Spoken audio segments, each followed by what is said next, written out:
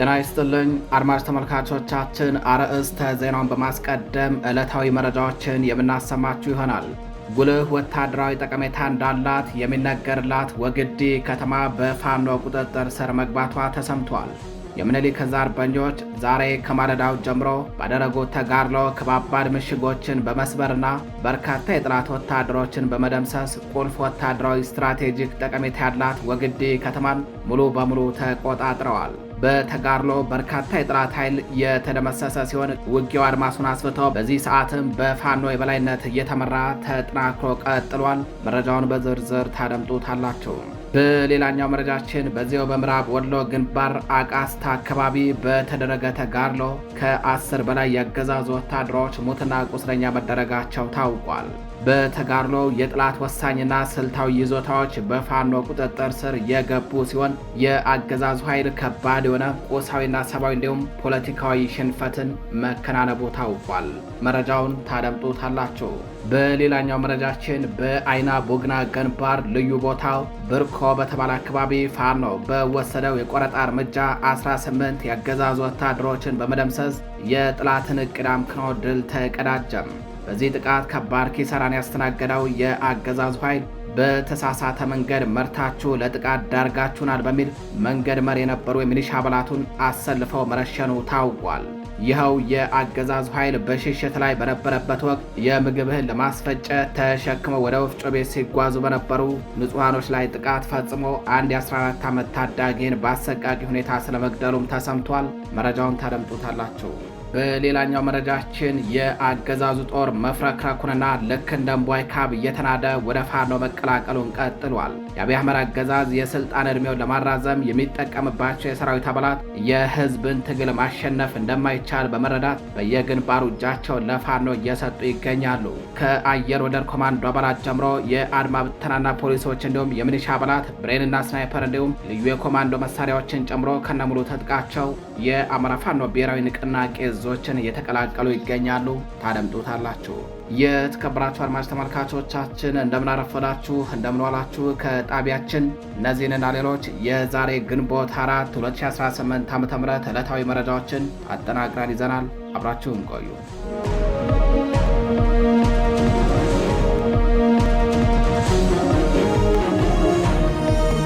ወደ ቀዳሚው መረጃችን እናልፋለን።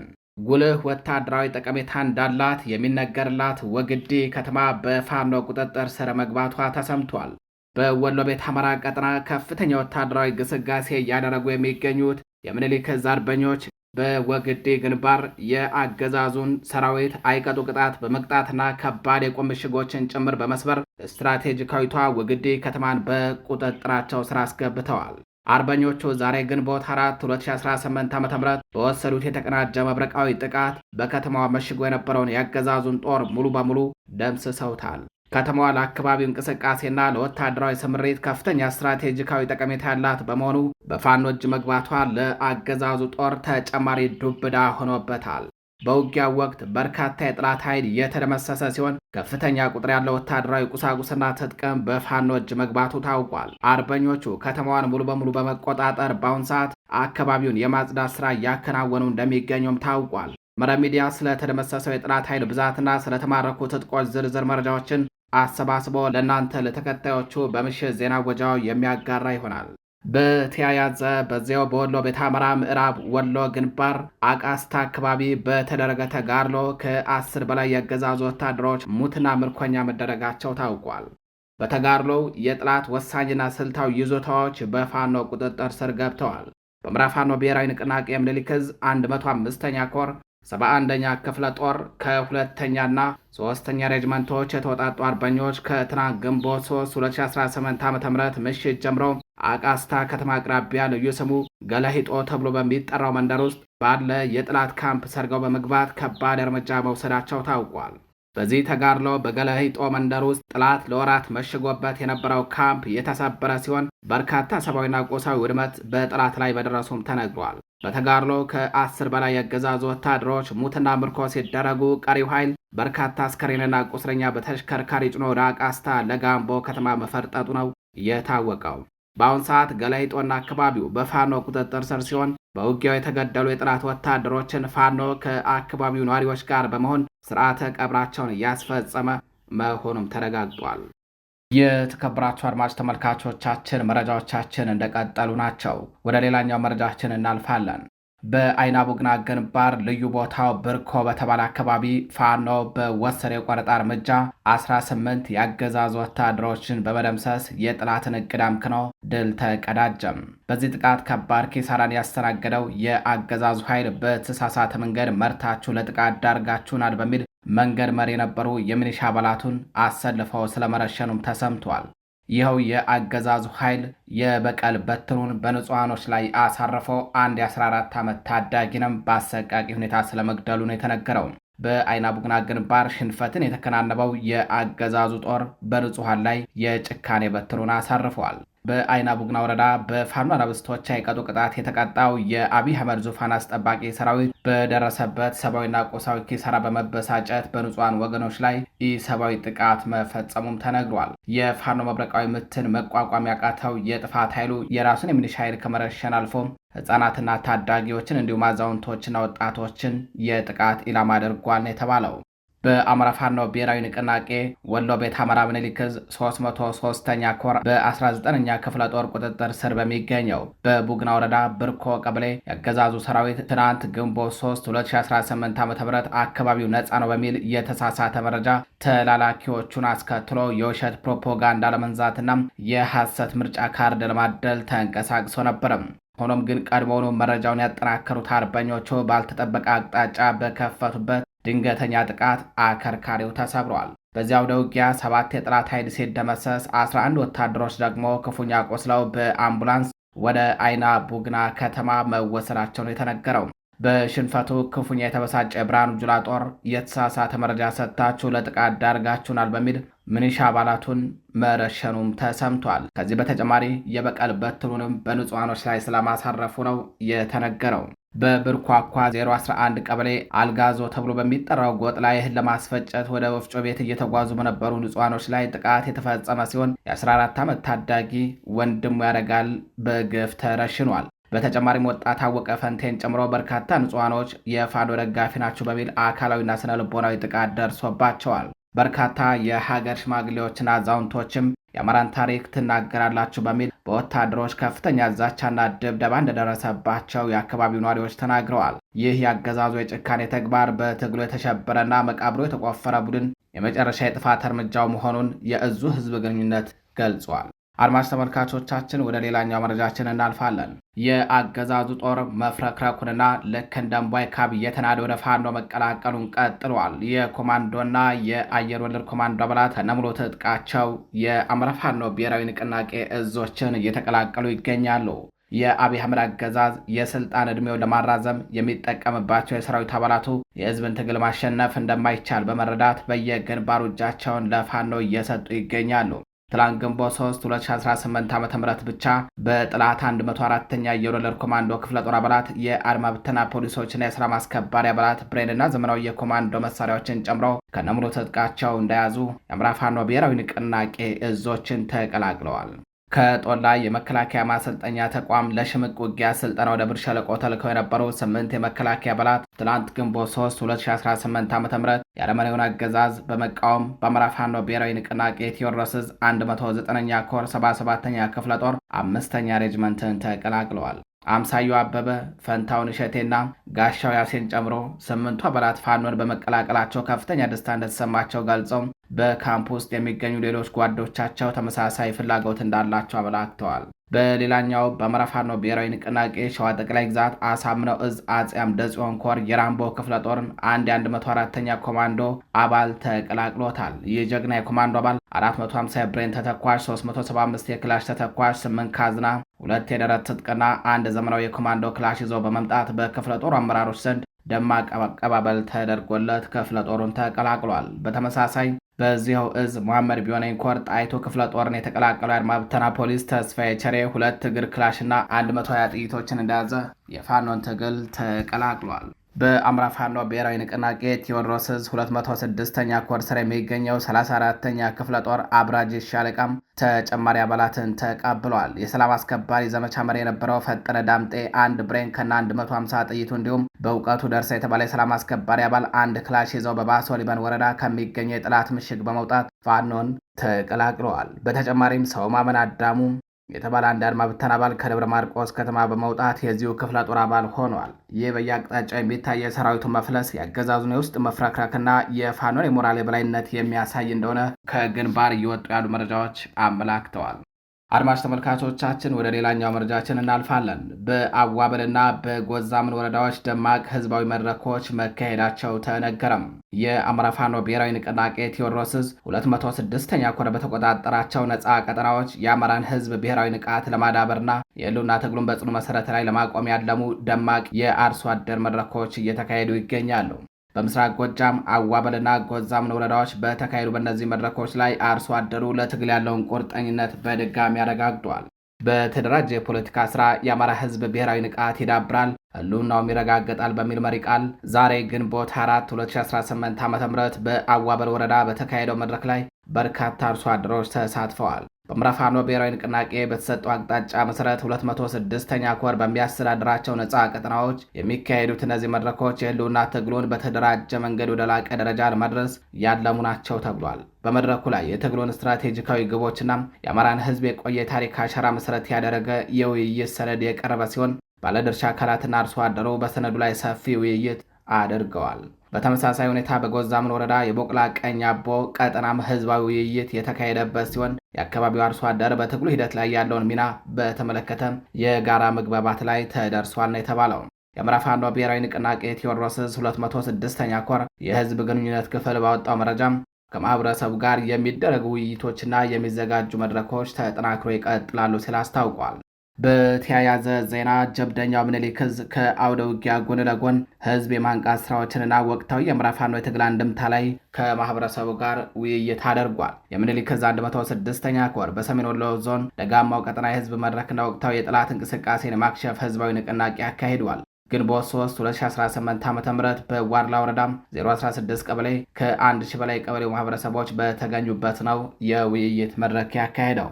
በዚህ መድረክ የኮሩ አመራሮች ለህዝቡ የጠላት የምርጫ እንቅስቃሴ እንዴት ማክሸፍና የአማራ ህዝብ የህልውና ትግል ከፋኖ ጎን መቆም እንዳለበት ሀሳብ የተሰነዘረ ሲሆን ሙሉ ተሰብሳቢ ህዝቡ በአዋንታ ተቀብሎታል። በማህበረሰቡ የተሰነዘሩ ትግሉን እንዳይን ብሬናቸው የሚጠብቁ መሆኑን የሚያሳብቁ ሀሳቦች ተነስተዋል። ውስጣችሁን ከሰርጎ ገቦች አጽዱ፣ ትግሉ ወጣት ሽማግሌዎች ሁላችንም በየአቅማችን እያሳተፋችሁ አካቱን፣ አይዟችሁ ምንጊዜም ከጎናችሁ ነን በማለት ተሰብሳቢዎቹ ተናግረዋል። በዚህ መድረክ የተገኙት ተሰብሳቢዎች 731 ወንዶች፣ 273 ሴቶች የተሳተፉ ሲሆን በጠቅላላው 1004 ሰዎች በህዝባዊ መድረኩ ላይ ተሳታፊ ሆነዋል። የተከበራችሁ አድማጭ ተመልካቾቻችን ወደ ችሎት መረጃችን እናልፋለን። የአገዛዙ ፍርድ ቤት በነ ሰለሞን ፍቃዱ መዝገብ ላይ ተለዋጭ ቀጠሮ መስጠቱ ታውቋል። እስረኞች ከጠበቆቻቸው ጋር እንደማይገናኙም መታገዳቸውን ተናግረዋል። በአገዛዙ የፍትህ ስርዓት ስም ታጉረው የሚገኙ እነ ሰለሞን ፍቃዱና ሌሎች እስረኞች ትናንት ግንቦት 3 2018 ዓ.ም ፍርድ ቤት የቀረቡ ቢሆንም ማረሚያ ቤት ከጠበቆቻቸው ጋር እንዳይገናኙ እገዳ መጣሉንና የክስ ግልባጭ ባለመድረሱ ምክንያት ለመከላከል መቸገራቸውን ተናግረዋል። ፍርድ ቤቱም ይህንን ተከትሎ ለሰኔ ወር ተለዋጭ ቀጠሮ ሰጥቷል። በእነ ሰለሞን ፍቃዱ መዝገብ ላይ የተካተቱ ተከሳሾች ትናንት ግንቦት 3 2018 ዓ.ም በዋለው ችሎት እንዲከላከሉ ቀጠሮ ተይዞላቸው የነበረ ቢሆንም በስር ላይ የሚገኙባቸው ተቋማት የፈጠሩባቸው መሰናክል ለመከላከል እንዳይችሉ አድርጓቸዋል። ተከሳሾች ለችሎቱ እንዳስረዱት በአባ ሳሙኤል ማረሚያ ቤት በኩል ከጠበቆቻቸው ጋር እንዳይገናኙና የህግ ምክር እንዳያገኙ ክልከላ ተጥሎባቸዋል። ለመከላከል የሚያስችላቸው የክስ ግልባጭ እስካሁን ድረስ ያልደረሳቸው በመሆኑም የዝግጅት ሥራ ለመስራት ተቸግረዋል። ተከሳሾች እነዚህ መሠረታዊ መብቶቻቸው ተጥሰው ለመከላከል እንደማይችሉ በማስረዳታቸው ፍርድ ቤቱ ለሰኔ 8 2018 ዓ.ም ተለዋጭ ቀጠሮ ሰጥቷል።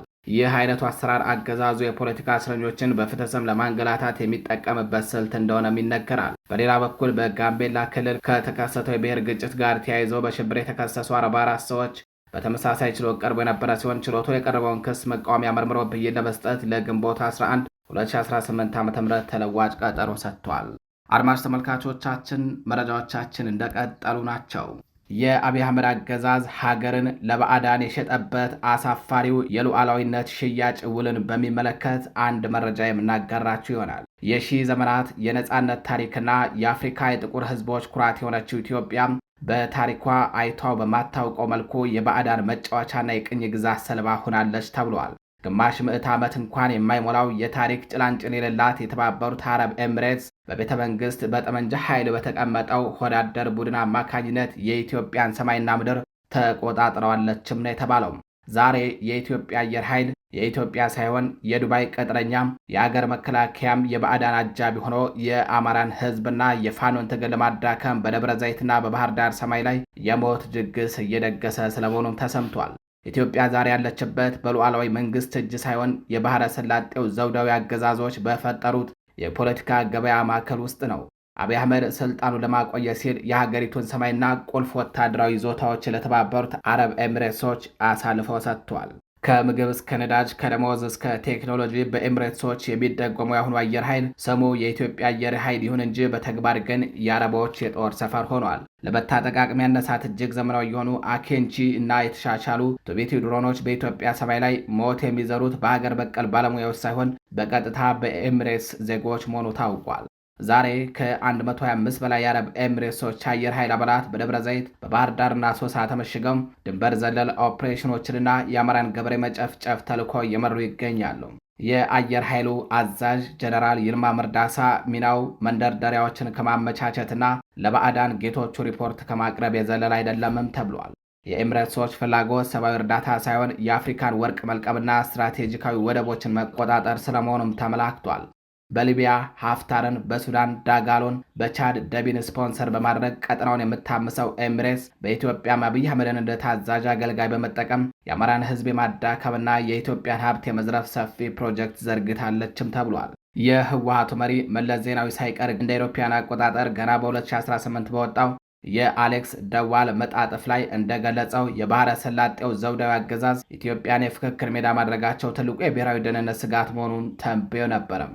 ዛሬ ያ ስጋት በመሐመድ ቢን ዛይድ እና በአብይ አህመድ የጥፋት ጥምረት እውን እየሆነ ስለመምጣቱም ታውቋል። ታዛዥነትን ለስልጣን ማረዘሚያነት የአከራዩ አብይ አህመድ አገዛዝ አገሪቱን ለከፋ አደጋ አጋልጧታል። ይህ ወረራ ካልሆነ ወረራ ሌላ ትርጉም የለውም የሚሉት ተንታኞች የአማራው ገበሬና የቆረጠው ፋኖ ዛሬ የተዋጋ ያለው አዲስ አበባ ያለውን የወዳደር ስብስብ ብቻ ሳይሆን ሀገራችንን በቴክኖሎጂና በገንዘብ ኃይል በጓሮ በር ቅኝ ለመግዛት የመጡ የውጭ ኃይሎችን ጭምር ነውም ተብሏል። ይህ ትግል የህልውና ብቻ ሳይሆን ኢትዮጵያን ከባዕዳን ተላላኪዎች እጅ የማውጣት የታላቁ የነጻነት ተጋድሎ አካልም ተደርጎ ይቆጠራል።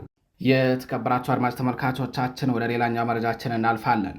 የአዲግራት ካቶሊካዊት ሀገረ ስብከት ጳጳስ የሆኑት አቡነ ተስፋ ስላሴ መድን በሳውዲ አረቢያ የሞት ፍርድ ተፈርዶባቸው በሞት አፋፍ ላይ የሚገኙ ከ200 በላይ ኢትዮጵያውያን ወጣቶችን ሕይወታቸውን ለመታደግ ዓለም አቀፉ ማህበረሰብ በአስቸኳይ ጣልቃ እንዲገባ ጥሪ አቀረቡ።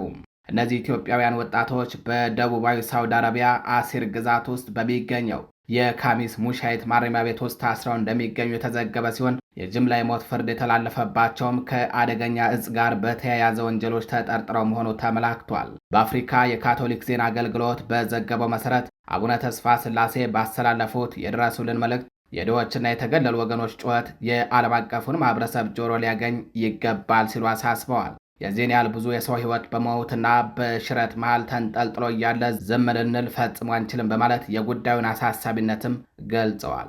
ጳጳሱ አክለውም የዓለም አቀፉ ማህበረሰብና የሚመለከታቸው አካላት ከሳውዲ አረቢያ ባለስልጣናት ጋር በአስቸኳይ ዲፕሎማሲያዊ ውይይቶችን እንዲያካሂዱ አሳስበዋል። ከዚህ በተጨማሪም ሰብአዊ ክብርን ከሚያዋረደውና ሕይወትን ከሚያጠፋው የካፒታል ቅጣት ማለትም የሞት ቅጣት ይልቅ ወጣቶች ስህተታቸውን አርመውና ታንጸው ወደ ማህበረሰቡ ሊቀላቀሉ የሚችሉበት ሌላ አማራጭ የቅጣት እርምጃ ሊወሰድ እንደሚገባም አጥብቀው ተማጽነዋል።